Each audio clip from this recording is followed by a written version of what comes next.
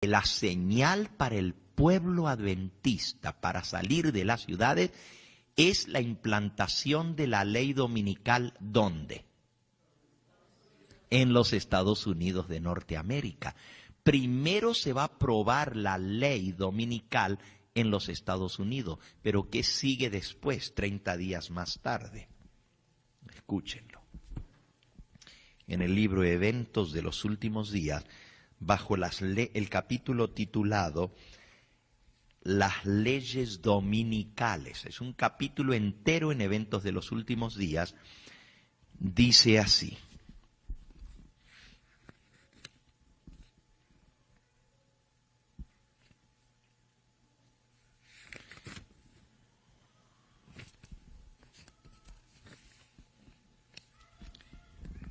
cuando los Estados Unidos, el país de la libertad religiosa, se una con el papado para forzar la conciencia y obligar a los hombres a honrar el falso día de reposo, los habitantes de todo país del globo serán inducidos a seguir el ejemplo de los Estados Unidos. Primero lo aprueba Estados Unidos, la ley dominical, y luego todos los países del globo van a ser obligados a seguir el ejemplo de Estados Unidos, porque es el líder mundial, Estados Unidos, y no ha caído y va a seguir en pie, y va a gobernar junto con el papado, solo que van a trabajar de común acuerdo. Eso explica Apocalipsis 13. Otra cita: las demás naciones seguirán el ejemplo de los Estados Unidos. Si bien Estados Unidos encabezará el movimiento de la ley dominical, la misma crisis sobrevendrá a nuestro pueblo en todas partes del mundo. Cuando las leyes de los hombres sean exaltadas encima de las leyes de Dios, cuando las potencias de los gobiernos de esta tierra traten de obligar a los hombres a guardar el primer día de la semana por ley, sabed que ha llegado el tiempo para que Dios actúe, para que Miguel se levante. La sustitución de las leyes humanas en lugar de la ley de Dios, la exaltación del domingo prescrita por una simple autoridad humana en reemplazo al sábado de la santa ley de Dios, constituye el último acto del drama. Cuando esta sustitución llegue a ser universal, Dios se revelará. Miguel se levantará en su majestad y sacudirá poderosamente la tierra. Primero Estados Unidos y luego ¿quién? El mundo entero, el resto de las naciones. Yo les propongo a ustedes, eso es en el capítulo Las leyes dominicales, y lo que leí está en la página 138 y 139 del libro Eventos de los Últimos Días. Hay muchas citas más. Ahora escuchen bien, yo les propongo a ustedes que los 1290 comienzan con la promulgación de la ley dominical en los Estados Unidos. Los 1260 comienzan con la promulgación de la ley dominical a nivel mundial. 30 días más tarde, primero Estados Unidos y luego 30 días más tarde, la ley se pasa a nivel mundial. Y los dos periodos terminan en la misma fecha. Y los 1335 comienzan en la misma fecha. Repito, 1290 y 1335, si yo tuviera una pizarra les dibujaba el diagrama, pero no la tengo. Pero si les dibujo el diagrama, pongo 1290 y 1335 comienzan en la misma fecha con la promulgación de la ley dominical en Estados Unidos, pero como son 1335, la diferencia entre 1335 y 1290 son 45 días. Hay una diferencia. De 1290 a 1335 hay 45 días más. ¿Qué pasa en esos 45 días? El final de los 1290, que terminan junto con los 1260, es la promulgación del decreto de muerte. Hay 3 decretos con relación a la ley dominical. El primero es la ley dominical en Estados Unidos. El segundo es la ley dominical universal. Y el tercero es el decreto de muerte. Esos 3 decretos nos los marca los periodos proféticos de Daniel 12. Por eso Elena de White escribió en 1890 los períodos proféticos de Daniel, que se extienden hasta la víspera misma de la gran consumación, la segunda venida de Cristo. Arrojan un caudal de luz sobre los acontecimientos que deben suceder entonces. La cita es más completa, más larga, pero esa partecita yo me la aprendí de memoria. Si tuviera la cita, les leería todo lo que ella sigue diciendo, que va a venir, la persecución del pueblo de Dios. El pueblo de Dios va a tener que huir, esconderse en las montañas. Lo mismo que dice Daniel 12. El pueblo de Dios va a ser dispersado. ¿Y hasta cuándo va a durar? Hasta el fin de los 1290. El decreto de muerte es donde ya Dios se levanta e interviene y nadie le puede poner un dedo encima al pueblo de Dios, porque Dios los defiende. Miguel se defiende, se levanta en defensa de su pueblo y no permite que ninguno de los hijos de Dios pierda la vida cuando se da el decreto de muerte. Antes del decreto de muerte va a haber mártires. Cuando se promulguen las leyes dominicales en distintos países, va a haber muchos mártires que por negarse a aceptar la ley van a ser echados en las cárceles y muchos van a ser muertos.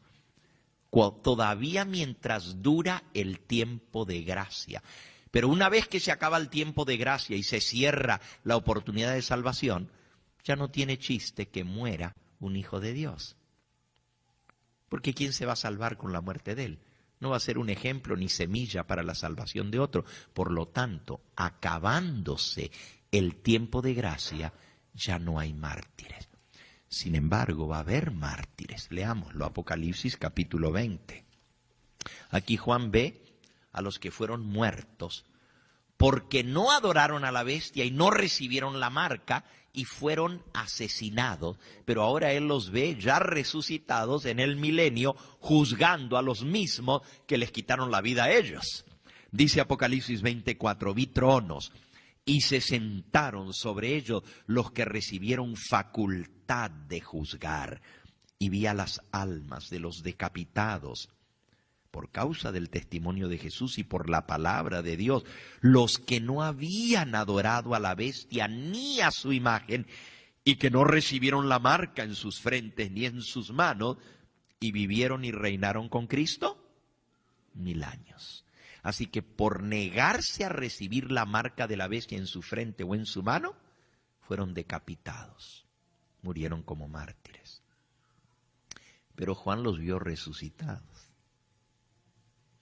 Daniel también los vio resucitar.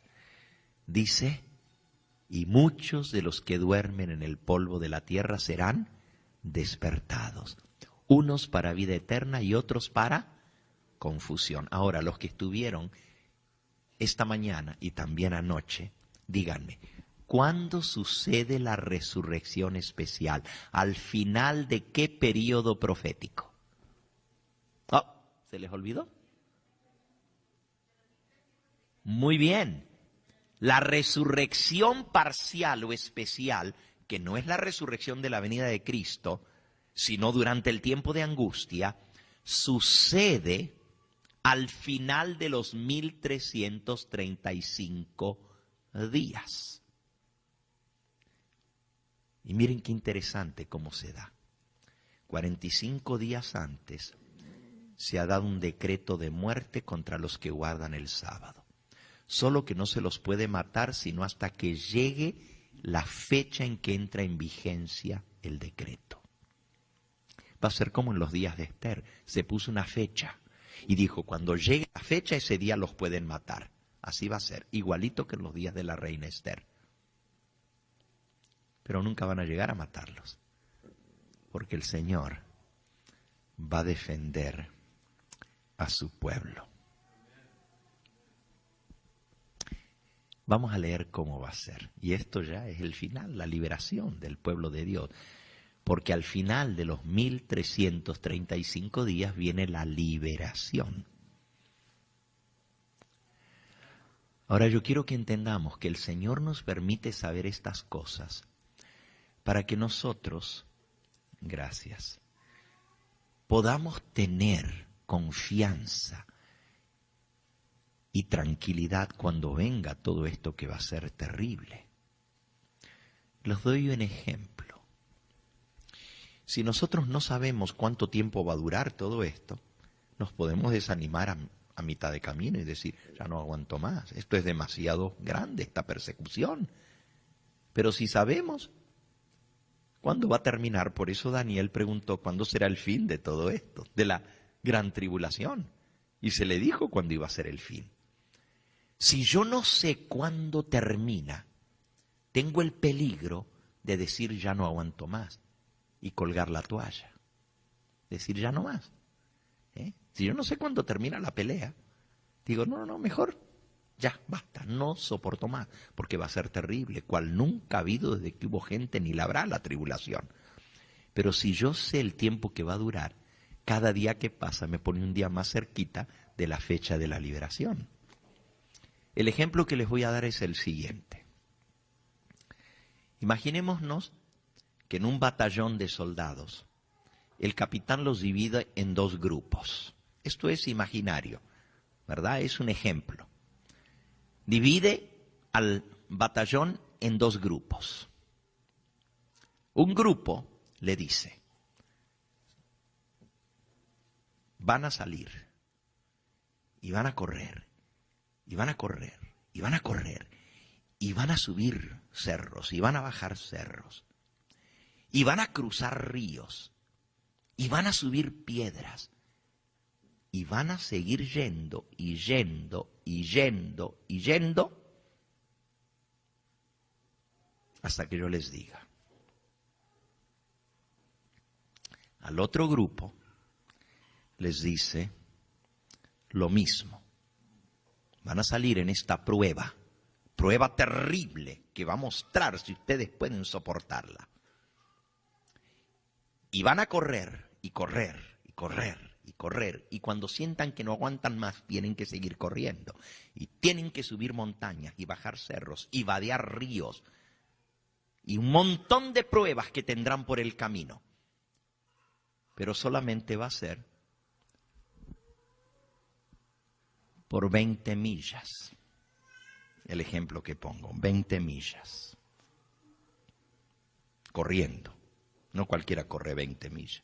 Quizás los soldados pueden aguantar 20 millas corriendo. Nosotros, medio difícil. Les podría haber puesto el ejemplo de 100 millas, pero está más difícil, ¿verdad? 20 millas. Ahora un grupo no sabe cuánto tiempo van a correr ni qué distancia. El otro sí sabe. Los dos comienzan a correr.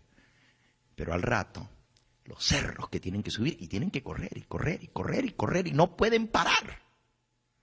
Y comienzan a bajar y tienen que nadar en medio de los ríos congelados. Y tienen todo tipo de pruebas, obstáculos que se le meten en el medio. Un grupo siente que no puede más. Y el capitán les dice, tienen que correr. ¿Pero cuánto más? Tienen que seguir corriendo. Y no se les ha dicho cuánto. El otro grupo sabe que son 20 millas. Y van viendo. Uy, ya pasaron 7. Uy, ya llegamos a la mitad del camino. Pero el capitán les dice a seguir corriendo. Y dice, vamos a seguir. Ahora ya nos quedan 9. Ya nos quedan 8. Ya nos quedan 7. Y cuando viene lo más difícil, la prueba más terrible, los otros no aguantan y dicen no más. Y se tiran al suelo y dicen no más. Pero estos otros dicen, lo que queda son 5 millas, ya hicimos 15, nos faltan 5. Y le dan, y le dan. Y las últimas fuerzas que tienen, que se les están acabando, saben que ya les queda 1 milla, media milla, que ya van y arrastrándose, lastimados, sangrando, con los pies destrozados. Les queda el último pedacito, pero saben que están llegando a la meta. Y hacen su último esfuerzo y llegan, mientras que los otros se quedaron a mitad de camino. ¿Cuál fue la diferencia? No era que un grupo era más fuerte que el otro o estaba mejor entrenado. Los dos eran iguales. Solo que unos sí sabían el fin y los otros no sabían cuándo era el fin. Y eso hizo la diferencia. Lo mismo pasa en la gran tribulación. Dios va a permitir que sus hijos sepamos, tengamos el mapa de la gran tribulación, de las cosas que van a ir sucediendo. Y al irse cumpliendo como está en la Biblia, vamos a decir, wow, sí es cierto, esto es así. Cuando se cumpla los 30 días de la ley dominical en Estados Unidos, la ley dominical universal, vamos a decir, vamos bien, esto va bien. Y hay otras cosas que entran dentro de esto que no las pudimos ver, que son cosas tremendas que van a acontecer. En medio de eso se va a aparecer el diablo, va a ser la adoración del dragón. Todo eso está explicado y todo lo vamos a ir viendo. Y vamos a decir, esto va de acuerdo al plan. Dios no se ha desviado del plan. Está exacto. Pero la tribulación va a ser terrible. Pero vamos a decir, hay que aguantar un poco más. Ya llega el fin, ya llega el fin. Y cuando parece que el poder del papado es tremendo, te queda poco tiempo, hombre de pecado, hijo de perdición. Tienes tus días contados, porque ya nosotros sabemos cuánto tiempo Dios le va a permitir perseguir. 1260 días perseguir al pueblo de Dios. Y cuanto más nos acercamos, decimos, ya se acerca la liberación, ya se acerca, ya se acerca. Y finalmente llegaremos a ese momento y veremos la gran liberación. Les leo cómo termina todo esto. Y aquí vamos a entrar con lo de la resurrección especial también. Recuerden, si volvemos a Daniel 12, dice, Daniel 12, versículo 12, bienaventurado el que espere y llegue a 1335 días. Ese es el versículo 12. ¿Por qué les digo que son literales los días? Porque ningún ser humano puede esperar y llegar a 1335 años. Imposible. ¿Quién va a vivir 1335 años para esperar y llegar a 1335? Imposible. Nadie puede vivir 1335 años. No es literal. ¿Es qué? No es simbólica. ¿Es qué? Literal, son 1335 días hasta que llegue la liberación. El versículo que sigue, el 13, dice, y tú, hablándole a Daniel, irás hasta el fin y reposarás. Vas a morir, Daniel, pero te levantarás para recibir tu heredad al fin de los días. Y los días que se acaban de mencionar en el versículo anterior son 1335. Al comienzo del capítulo, ya Daniel había dicho, viene tiempo de angustia cual nunca ha habido, pero en el tiempo de angustia será libertado tu pueblo, los que se hallan escritos en el libro, y muchos de los que duermen en el polvo de la tierra serán despertados. Ahora sí, vamos a ver esa resurrección especial. Leo en el libro Primeros Escritos, la página 285, el capítulo titulado La liberación de los santos. Esto tiene también su contraparte en el libro El conflicto de los siglos, también en el capítulo titulado La liberación del pueblo de Dios. Y también está en el libro Eventos de los últimos días. Estos 3 libritos hay que estudiarlos juntos. Eventos de los últimos días, Primeros Escritos y El conflicto de los siglos. Y hay uno más, que no lo tengo aquí, pero se llama Maranata, el Señor viene. Y ese librito también habla de los eventos finales y explica todo esto que yo estoy tratando de resumir al terminar esta serie. ¿Ok? Les voy a leer tanto del conflicto como del libro Primeros Escritos. En Primeros Escritos dice así. Bueno, voy a leer primero en el conflicto y después voy al Primeros Escritos. Conflicto dice así, página 693. Cuando los que honran la ley de Dios, guardando el santo sábado, hayan sido privados de la protección de las leyes humanas. ¿Por qué han sido privados de la protección de las leyes humanas? Porque ahora ellos están en violación a la ley. La ley obliga a guardar el domingo. Y ellos ahora ya no tienen la protección de la ley porque ellos guardan el sábado y no el domingo.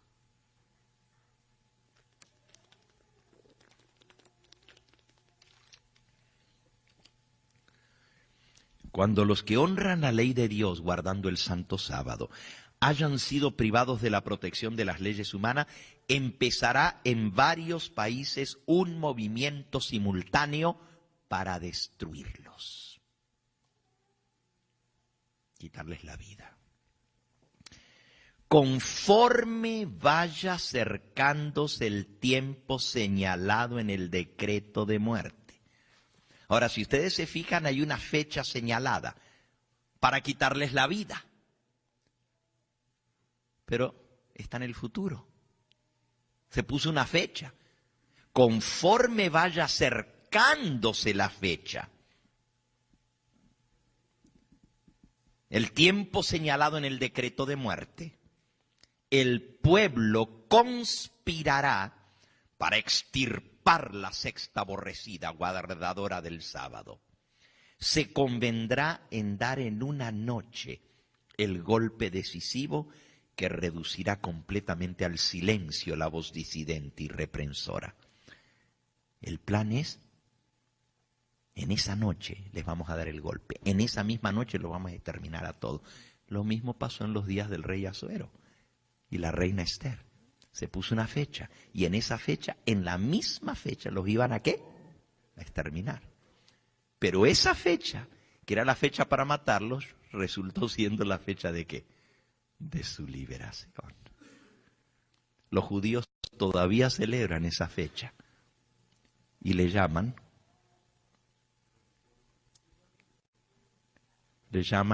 a esa fiesta que fue el 13 del último mes. No es la Pascua. Esa fiesta se llama, a ver si me viene el nombre en hebreo, se llama Purim. Purim, esa es la palabra. Purim. Purim quiere decir echar suertes. Purim.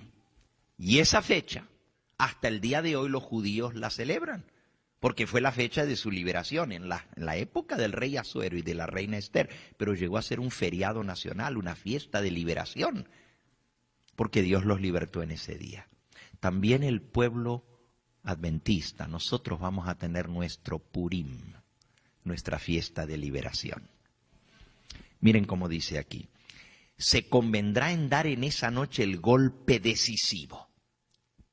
Ahora yo les hago una pregunta, cuando se pasa una ley, y se dice, para tal fecha la ley entra en vigencia, les pueden quitar la vida. ¿A qué hora del día señalado entra en vigencia la ley? A la medianoche. Escuchen bien.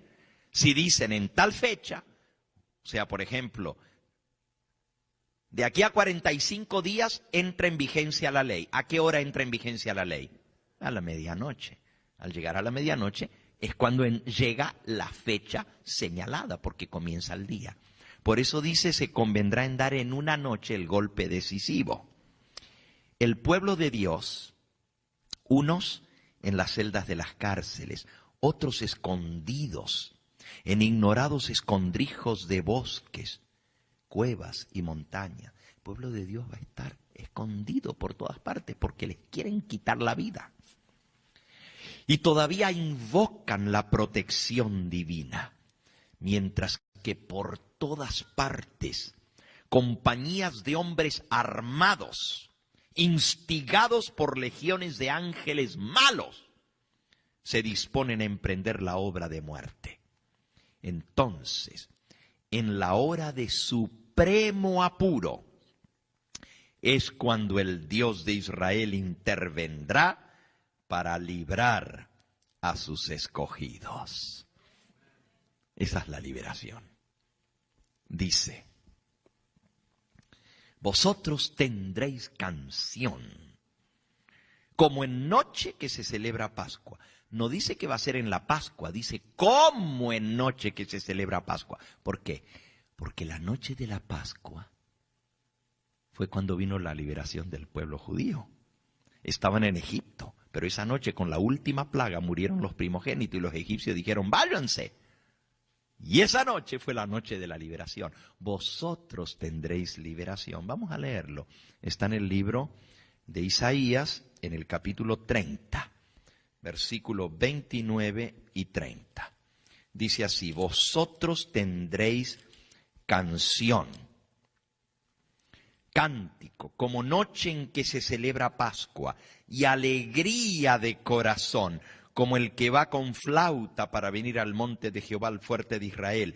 Y Jehová hará oír su potente voz, y hará ver el descenso de su brazo, con furor de rostro, llama de fuego consumidor, con torbellino, tempestad y piedra de granizo. Vean la piedra de granizo, no se la pierdan, que ahorita viene. Dios va a oír, va a dejar oír su potente voz y va a bajar su brazo para librar a su pueblo. Sigo leyendo.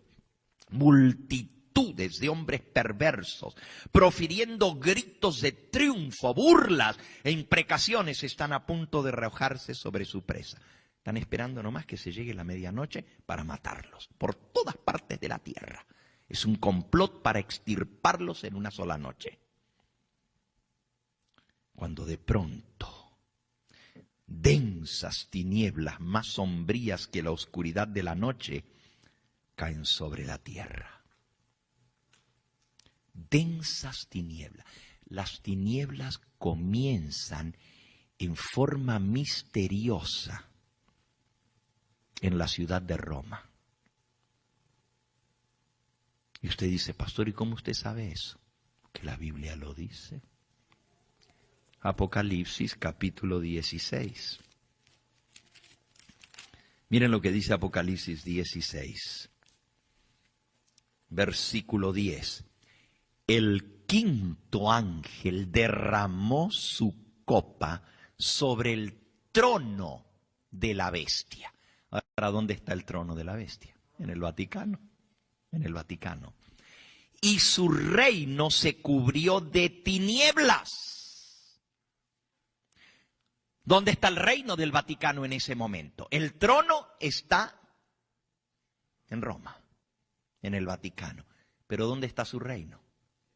En toda nación, tribu, lengua y pueblo. Está dominando al mundo entero. Las tinieblas caen en Roma, en el Vaticano. Una nube negra, misteriosa, se cierne y baja sobre el Vaticano. Y luego las tinieblas rápidamente comienzan a extenderse, cubren Italia, cubren Europa. Y las tinieblas se extienden y cubren Asia, y cubren América, y cubren Oceanía, y cubren el mundo entero. Densas tinieblas, más sombrías que la oscuridad de la noche, dice el conflicto de los siglos, caen sobre la tierra. De vez en cuando un arco iris que refleja la gloria del trono de Dios se extiende de un lado a otro del cielo y envuelve a todos los grupitos en oración que están pidiendo protección de los malvados. Oh, está todo oscuro, pero de pronto una luz como una aureola de color del arco iris aparece en el cielo y los malos la miran espantados, pero ven que la aureola le hace un círculo a torno de cada uno de los que están siendo perseguidos y que ellos quieren matar. El arco iris los protege. Las multitudes encolerizadas se sienten contenidas en el acto. ¡Ja! Ahora se aguantan. Y se está acercando la medianoche. Pero ahora están sorprendidas, espantadas de ver que el mismo arco iris, porque primero tinieblas, y luego un arco iris que rodea a los grupos que están en oración. Las multitudes encolerizadas se sienten contenidas en el acto. Sus gritos de burla expiran en sus labios. Olvidan el objeto de su ira sanguinaria. Con terribles presentimientos contemplan el símbolo de la alianza divina y ansían ser amparados de su deslumbradora claridad. Los hijos de Dios no han visto el arco iris porque están orando, sabiendo que en cualquier momento les cae el plomo. Los van a matar. Y de pronto escuchan una voz clara y melodiosa que dice: enderezaos, levantad vuestras cabezas. Y al levantar la vista al cielo, contemplan el arco de la promesa. Ven el arco iris. Y cuando ven el arco iris, ya sabemos lo que viene, la liberación. Ya llegó la liberación. Ya el Señor se levantó para protegernos. Las nubes negras y amenazadoras que cubrían el firmamento se han desvanecido. Y como Esteban clavan la mirada en el cielo y ven por la fe la gloria del Hijo de Dios, al Hijo del Hombre sentado en su trono que se acerca a la tierra. En su divina forma distinguen los rastros de su humillación y oyen brotar de sus labios la oración dirigida a su Padre y a los santos ángeles. Yo quiero que aquellos que me has dado estén conmigo en donde yo estoy. El Hijo pide permiso al Padre para salir del cielo a venir a buscar a los suyos. Esto no es la venida de Cristo, esto es días antes de su venida. ¿Saben que su venida demora 7 días para bajar del cielo a la tierra? Pero eso no lo voy a ver ahora, ¿ok? Luego se oye una voz armoniosa y triunfante que dice: helos aquí, santos, inocentes, inmaculados, guardaron la palabra de mi paciencia y andarán con los ángeles. Y de los labios pálidos y trémulos de los que guardaron firmemente la fe, sube una aclamación de victoria. Y ahora escuchen lo que viene, muy interesante. Este es el momento culminante. Dice así: y esto sucede al final de los 1335 días. Es a medianoche cuando Dios manifiesta su poder para librar a su pueblo. ¿A qué hora? Midnight. Sale el sol a medianoche en todo su esplendor. ¡Wow! Sucédense señales y prodigios con rapidez. Los malos miran la escena con terror y asombro, mientras los justos contemplan con gozo las señales de su liberación. Señales de su liberación. ¿Saben cuántas son? 7 señales. La primera es el arco iris. La segunda es que sale el sol a medianoche. Pero suceden un montón de otras cosas. La naturaleza entera parece trastornada. Los ríos dejan de correr y comienzan a fluir hacia el lado contrario. ¿Saben lo que está pasando? La tierra se está sacudiendo. Y en lugar de fluir los ríos para donde van normalmente, comienzan a fluir hacia el lado contrario. Nubes negras y pesadas se levantan y chocan unas contra otras.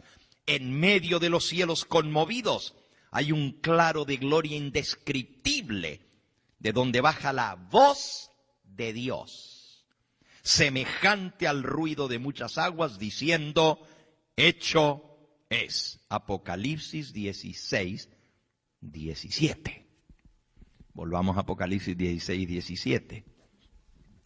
El séptimo ángel derramó su copa por el aire y salió una gran voz del templo, del cielo, del trono, diciendo, hecho está. Versículo 18. Entonces hubo relámpagos y voces y truenos y un gran temblor de tierra, un terremoto tan grande cual no lo hubo jamás desde que los hombres han estado sobre la tierra. Ahora escuchen cómo lo describe el conflicto de los siglos. En medio de los cielos conmovidos hay un claro de gloria indescriptible de donde baja la voz de Dios, semejante al ruido de muchas aguas, diciendo, hecho está. Esa misma voz sacude los cielos y la tierra. Síguese un gran terremoto, cual no fue jamás desde que los hombres han estado sobre la tierra. El firmamento parece abrirse y cerrarse. La gloria del trono de Dios parece cruzar la atmósfera. Los montes son movidos de un lado a otro como una caña al soplo del viento, y las rocas quebrantadas se esparcen por todos lados. Se oye un estruendo como de cercana tempestad. El mar es azotado con furor. Se oye el silbido del huracán, como voz de demonios en misión de destrucción. Toda la tierra se alborota y se hincha como las ondas del mar. Imagínense, la tierra va a parecer un mar, moviéndose de arriba para abajo. La superficie de los continentes se rajan. Los mismos fundamentos de las montañas parecen ceder y se hunden las cordilleras. Desaparecen islas habitadas. Ah, no. Yo no voy a estar en Puerto Rico entonces. Ni en Cuba tampoco, ni en República Dominicana. Desaparecen islas habitadas. Los puertos marítimos que se volvieron como Sodoma por su corrupción, San Francisco. Long Beach, Los Ángeles, Nueva York, son tragados por las enfurecidas olas. Tsunami, al mismo tiempo que el terremoto, un terrible tsunami. La grande Babilonia, versículo 19, la gran ciudad fue dividida en 3 partes y las ciudades de las naciones cayeron. La gran Babilonia vino en memoria delante de Dios para darle el cáliz del vino del ardor de su ira. Y toda isla huyó y los montes no fueron hallados. Ahora, aquí no dice que algunas islas van a moverse, dice que todas las islas desaparecieron. Y los montes no fueron hallados. Y la gran ciudad fue dividida en 3 partes. La gran ciudad es Roma. El epicentro de todo esto, donde la ira de Dios se va a descargar, va a ser sobre el trono de la bestia. Allí comienzan las tinieblas y se esparcen, y allí es el epicentro del terremoto que va a sacudir la tierra entera. Y la ciudad de Roma se parte en 3 partes y se hunde en el océano porque es una península. El Vaticano se desploma. La gran Babilonia vino en memoria delante de Dios para darle el cáliz del vino del furor de su ira. Las más soberbias ciudades de la tierra son arrasadas. Allí dice, en el versículo 19, el anterior, la gran ciudad fue dividida en 3 partes y las ciudades de las naciones cayeron. Las ciudades principales del planeta Tierra se desploman. El terremoto las deja totalmente en ruinas. Las más soberbias ciudades de la tierra son arrasadas. Los edificios suntuosos que los magnates han malgastado sus riquezas en provecho de su gloria personal caen en ruinas delante de su vista. Ahora escuchen, los muros de las cárceles se parten de arriba abajo. El mismo terremoto que hace hundirse a las cordilleras y hace sacudirse la tierra como si fuera ondas del mar, el mismo terremoto hace que se desplomen los muros de las cárceles. Se parten de arriba abajo y son libertados los hijos de Dios que habían sido apresados por su fe. Aleluya. Ahí está la liberación. Los que están en la cárcel, se caen los muros, quedan libres. Pero miren lo que sigue. Y los sepulcros se abren. Y muchos de los que duermen en el polvo de la tierra serán despertados. Unos para vida eterna y otros para vergüenza y confusión perpetua. La resurrección especial o parcial. Déjenme leérselos ahora en el libro primero escrito. Está más cortito que en el conflicto, está más resumido, pero da algunos detalles muy interesantes. Dice así: Dios escogió la medianoche para libertar a su pueblo. Mientras los malvados se burlaban en derredor de ellos, apareció de pronto el sol con toda su refulgencia y la luna se paró. Los impíos se asombraron de aquel espectáculo al paso que los santos contemplaban con solemne júbilo aquella señal de su liberación. Así que no solo el sol sale a la medianoche, pero también la luna se detiene. Para ver que la luna se detiene van a pasar algunas horas. Porque la luna no la vemos mover. Pero si dentro de 1 hora la vemos en el mismo lugar y dentro de 2 horas la vemos en el mismo lugar, como todo es tinieblas y oscuridad, y la vemos otra vez en el mismo lugar y no se mueve del cielo, decimos, aquí pasó algo. La tierra dejó de dar vuelta. Porque la luna no es la que se mueve, es la tierra la que se mueve. La luna parece salir y dar la vuelta y se mete por el otro lado, pero no es así, la tierra es la que dio la vuelta. La luna se queda en el mismo lugar. En rápida sucesión se producen señales y prodigios. Todo parecía haberse desquiciado. Cesaron de fluir los ríos. Aparecieron densas y tenebrosas nubes que se entrechocaban unas contra otras, pero había un claro de persistente esplendor de donde salía la voz de Dios, como el sonido de muchas aguas estremeciendo y sacudiendo cielo y tierra. Sobrevino un estruendoso y tremendo terremoto. Se abrieron los sepulcros. Y los que habían muerto teniendo fe en el mensaje del tercer ángel y guardando el sábado, ahora ya nos dice quiénes son los que resucitan, se levantaron glorificados de sus polvorientos lechos para escuchar el pacto de paz que Dios iba a hacer con quienes habían observado su ley. La razón por la cual Dios los resucita es porque tienen que estar presentes para escuchar el pacto que Dios va a hacer con los que guardaron su ley. ¿Quiénes resucitan? Los que murieron en la fe del mensaje del tercer ángel. Hermanos, esto tiene una promesa preciosa. Y el mensaje del tercer ángel contiene esa promesa. Nosotros siempre leemos el mensaje del tercer ángel hasta el versículo 12 y terminamos allí.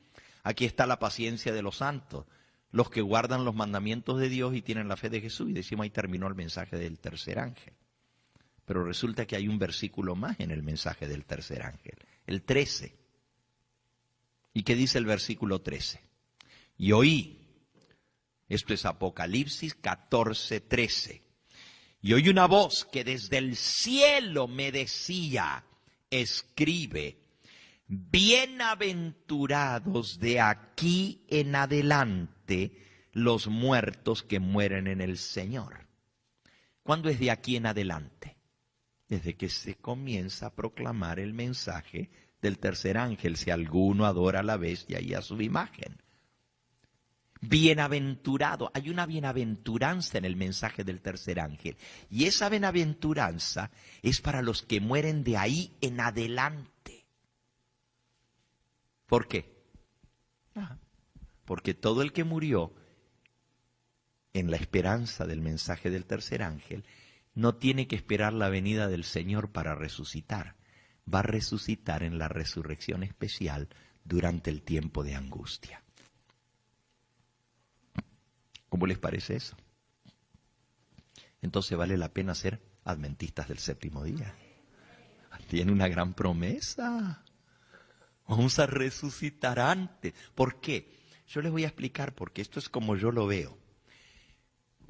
Cuando una persona se hace adventista, ¿cuál es la esperanza bendita de su corazón? Cuando le hablan de que el Señor viene y que las señales se están cumpliendo y que ya la venida del Señor está cerca. ¿Cuál es la esperanza del corazón de todo verdadero adventista? No solo salvarse, ver la venida del Señor Jesús en vida. Porque todo el que cree este mensaje dice, bueno, ya esto viene. Yo voy a estar vivo para ver la venida del Señor Jesús. Pero se demoró más tiempo. Entonces el Señor dice, ¿sabes qué? Como tú moriste confiando en que me ibas a ver venir en gloria, te voy a dar ese privilegio. Te voy a levantar para que veas mi venida. En otras palabras, para poder ver la venida de Cristo uno tiene que estar vivo, porque los muertos no la pueden ver. Y la resurrección de todos los buenos y los redimidos va a ser cuando ya Cristo ha bajado y está en el aire y llama a los muertos a resucitar, pero no lo van a ver viniendo en las nubes del cielo.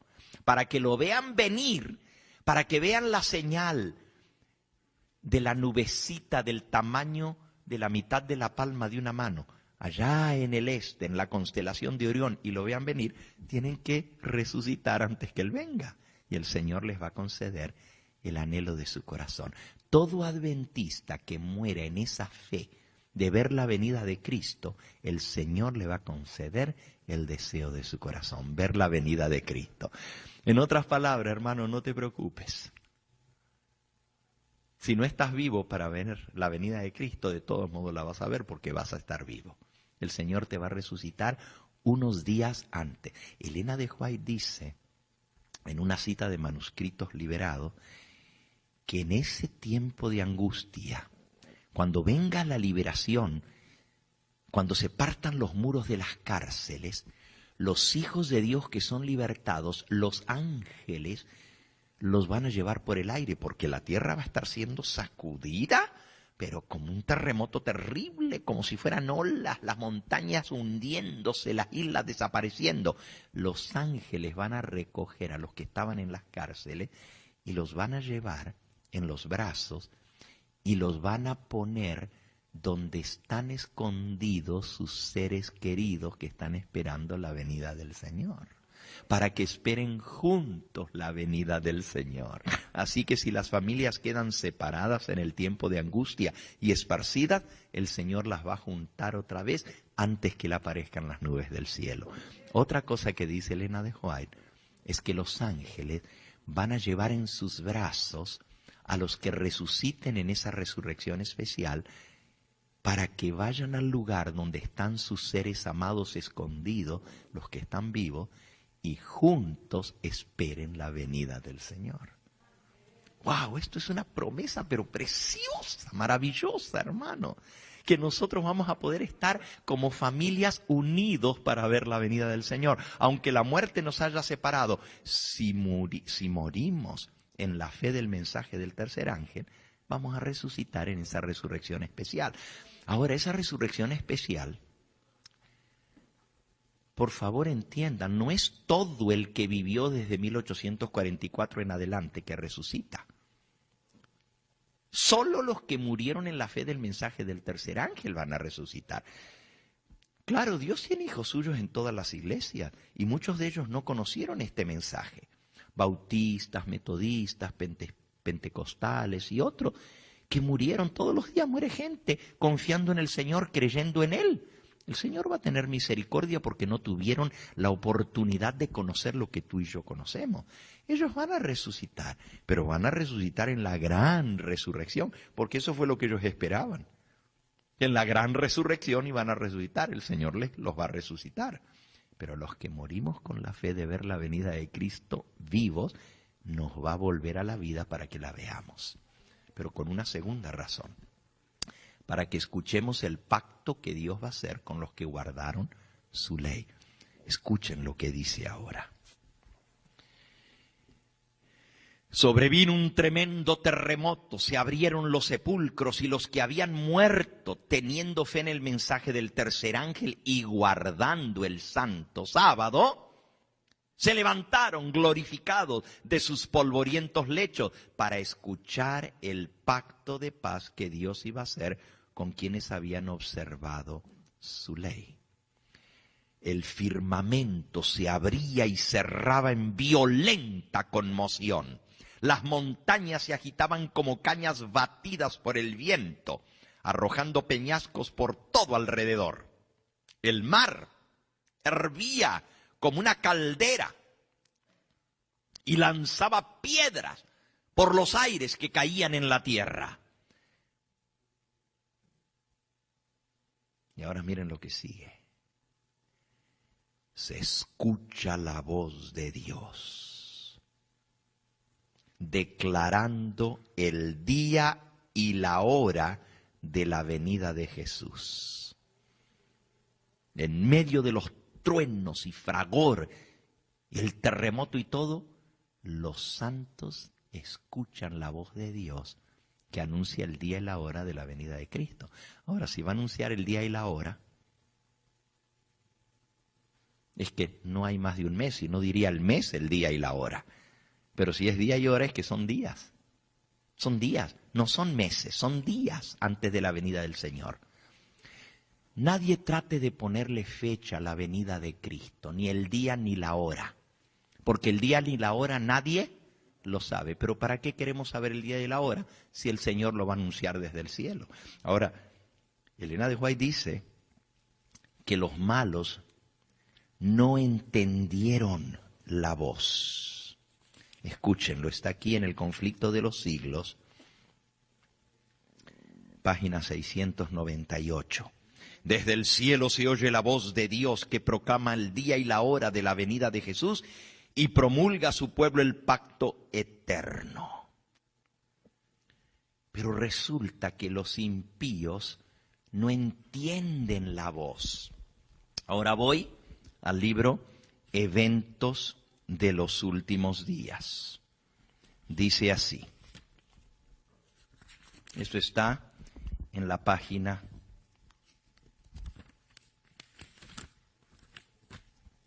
277.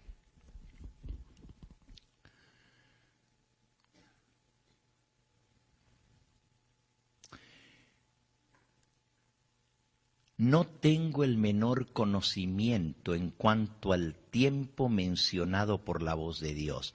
Yo sí lo oí en visión cuando Dios proclamaba el día y la hora, pero al salir de la visión no tuve más el recuerdo de esa hora. Los malvados oyeron la voz como de trueno, pero no entendieron lo que dijo la voz. Solo los justos entendieron y reconocieron la voz. Los malvados se figuraron que era el fragor de truenos y de terremoto. Así que los malos escuchan esa voz, pero les parece que son truenos y es el ruido del terremoto y no la entienden. Pero los justos entendemos la voz que da el día y la hora de la venida del Señor. Miren lo que sigue. Es fascinante. Dice así. Aparece en el cielo una mano. Wow, una mano en el cielo. Que sostiene dos tablas de piedra puestas una encima de la otra. La mano abre las tablas. en la cual se ven los preceptos del Decálogo, inscritos como con letras de fuego. Las palabras son tan claras y distintas que todos pueden leerlas. Es imposible describir el horror y la desesperación de aquellos que pisotearon los santos preceptos de Dios. Ahora se dan cuenta que esa ley estaba en vigencia. Y ahora Dios comienza a promulgar esa ley. Escuchen lo que dice. Después de decir que la mano abre las tablas, dice así: se escucha desde el cielo la voz de Dios que proclama el día y la hora de su venida, de la venida de Jesús, y promulga a su pueblo el pacto eterno. Las palabras de Dios resuenan por toda la tierra como el estruendo de los más estrepitosos truenos. El Israel de Dios escucha con los ojos elevados al cielo.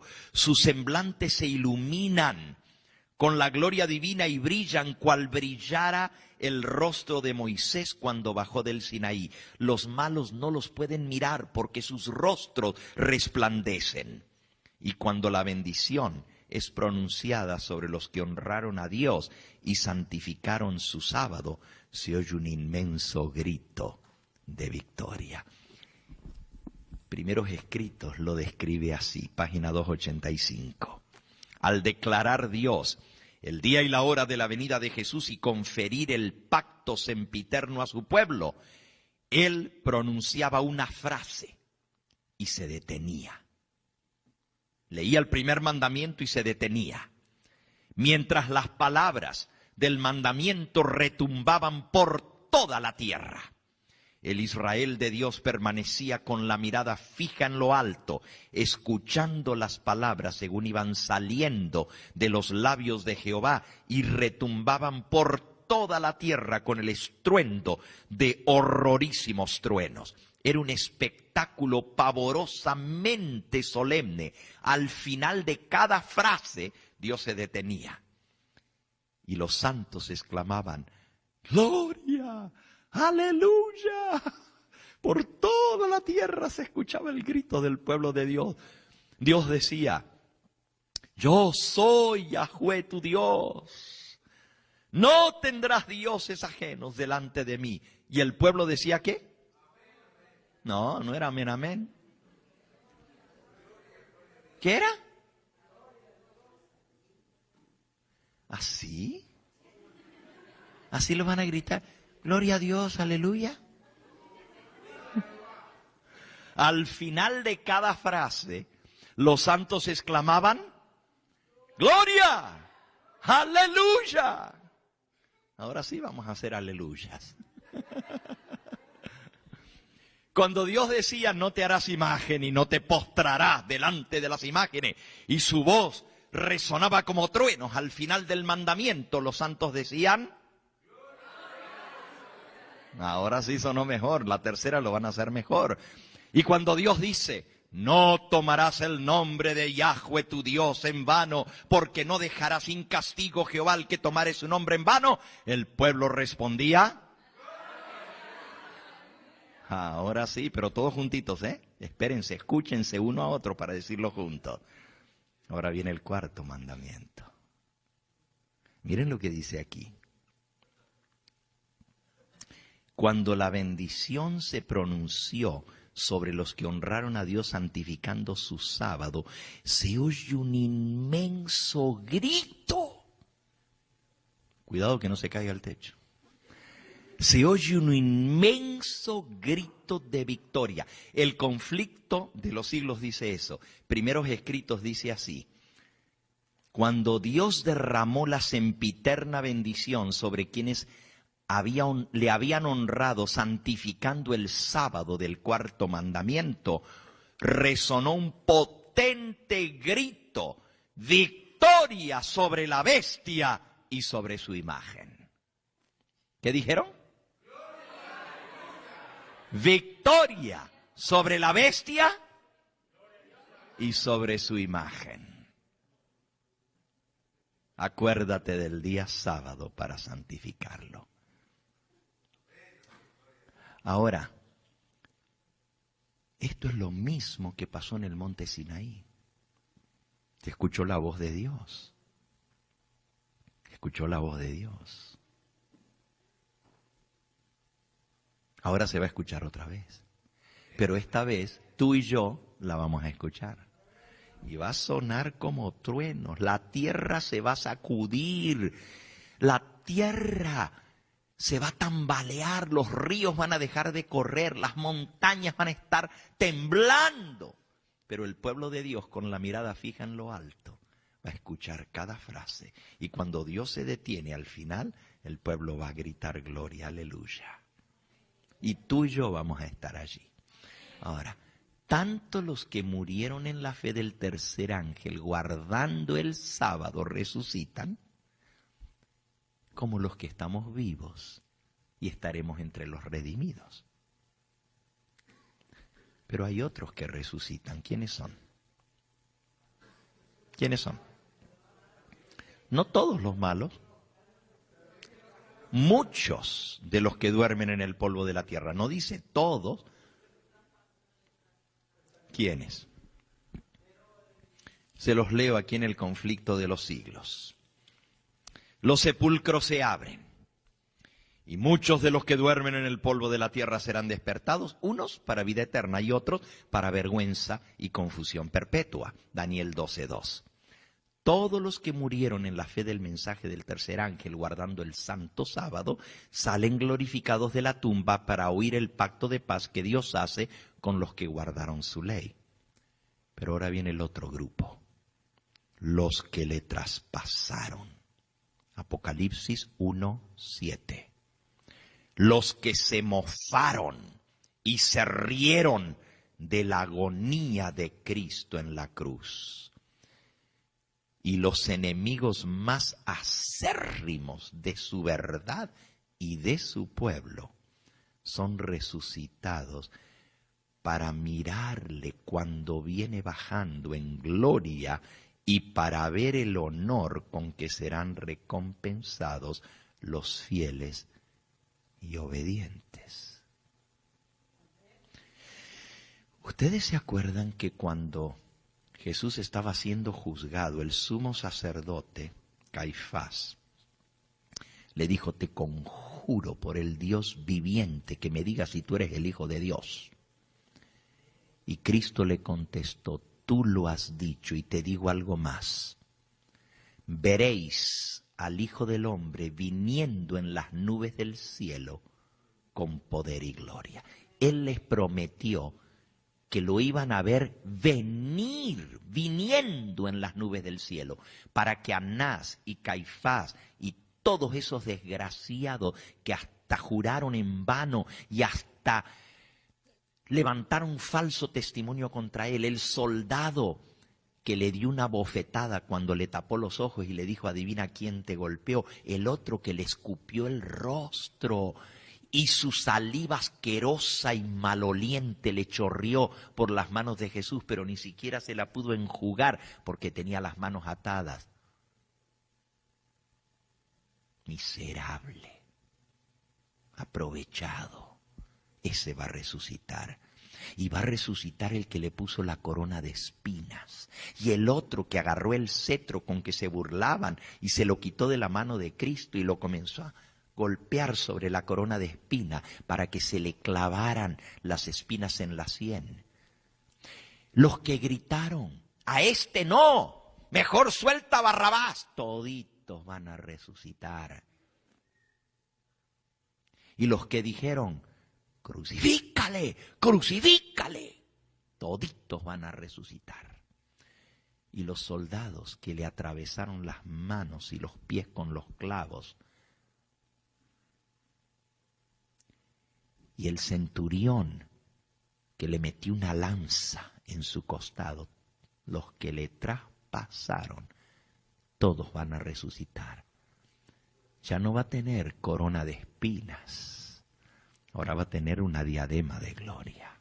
y lo van a ver venir en las nubes del cielo, porque eso le dijo Jesús a esa gente. Veréis al Hijo del Hombre viniendo en las nubes del cielo, y para verlo venir, tienen que estar vivos antes que Él venga, porque si los resucita ya cuando Él está aquí no lo van a ver venir. Pero Él les dijo, veréis al Hijo del Hombre viniendo en las nubes del cielo.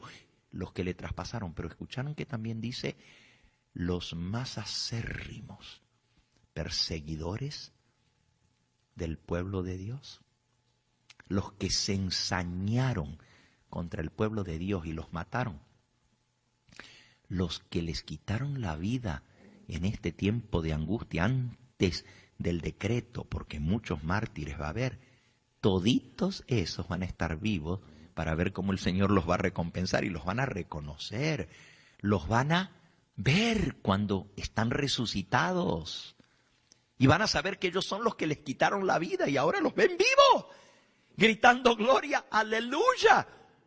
Van a huir despavoridos, se van a esconder entre las rocas, le van a pedir a los montes y a las peñas, caed sobre nosotros. Qué terrible va a ser los que resuciten para vergüenza, dice, y para confusión perpetua. Esa se llama la resurrección parcial o especial. La otra resurrección, la de todos los redimidos, sucede unos días más tarde, cuando Cristo viene en las nubes del cielo y llama a los santos dormidos a la vida, y millones, desde Abel en adelante, todos van a resucitar.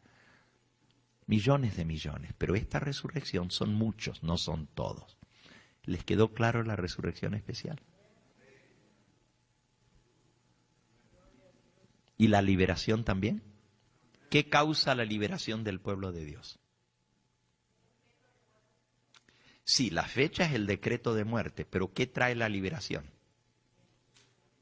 La voz de Dios. Cuando Dios dice, hecho está. La tierra se sacude, se parten los sepulcros, el gran terremoto, los muertos resucitan y los vivos somos glorificados. Nuestro rostro brilla como brillara el rostro de Moisés al bajar del Sinaí. Esa es la glorificación de los santos. Primero somos glorificados y luego en la venida de Cristo somos hechos inmortales. ¿Escucharon esa frase? Es muy interesante porque Elena de White la usa en el conflicto de los siglos.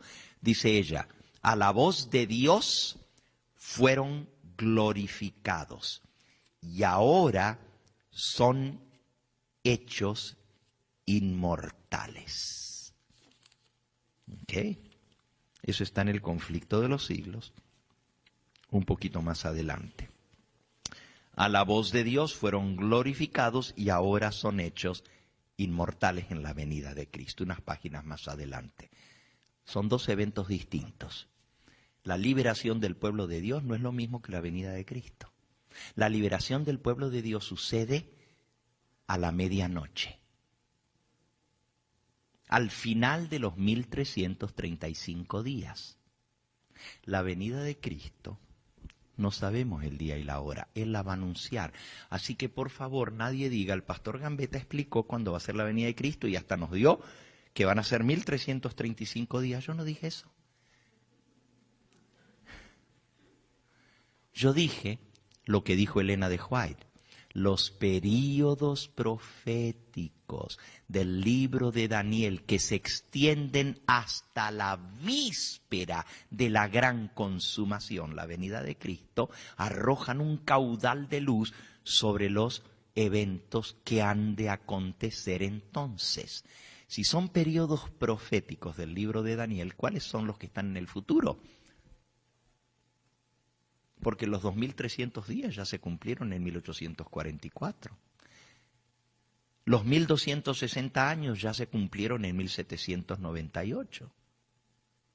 Los únicos son los de Daniel 12. Y esos arrojan un caudal de luz sobre el tiempo de tribulación, sobre el tiempo de angustia y la liberación del pueblo de Dios. Espero que con esto hayamos entendido la profecía de Daniel, capítulo 12. Y nos trae mucha esperanza, Porque cuando estemos en medio de esa tribulación y lucha, el saber lo que viene nos va a dar seguridad. El conocer cuánto tiempo falta nos va a dar fuerza para seguir aguardando, para seguir esperando. Por eso dice, bienaventurado el que espere.